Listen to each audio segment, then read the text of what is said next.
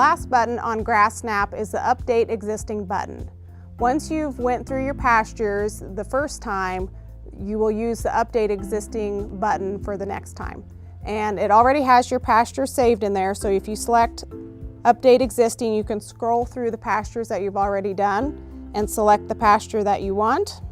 And once you have that pasture selected, when you take a photo point, and that's your general landscape view looking out, you can turn on the overlay button, and what that does is makes a ghost image of your original photo point, and that way you can line up the exact location. So if you take the same picture year after year at your field marker, it'll help you line up and make sure that you're looking the same direction.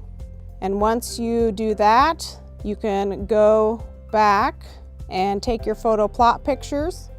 And when you're finished taking your photo plot pictures, which is a more detailed view looking down, you can go ahead and enter data in the grazing indexes. And we have two Nebraska grazing indexes. One is for the sandhills, and the other is for the western Nebraska native cool season pastures.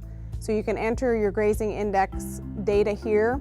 If you have questions on them, there's a little question mark in the right-hand side that you can go to and get more information about the ranking system. And at the bottom, there's also a place for you to add comments. And you can put in here your precipitation records, your stocking rates, how many head you had in there for how long, if there was any kind of weather event, a hail, early freeze, anything like that, you can put under comments, and it'll help you when you go back to look at these pictures to remember what those pastures looked like or the year that you had went through. Once you're done with the grazing index, there's also an opportunity to add an apparent trend score. And the apparent trend score is for the NRCS program, CSP, and it's the Monitoring Enhancement Activity, PLT02. And so you might need to fill this out if you're doing the CSP program.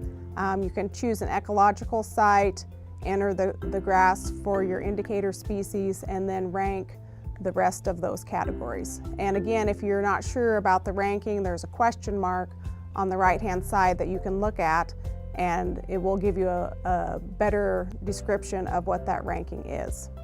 So once you're done with the apparent trend score, then all of your data and pictures will be saved, and this will be saved under the Albums button.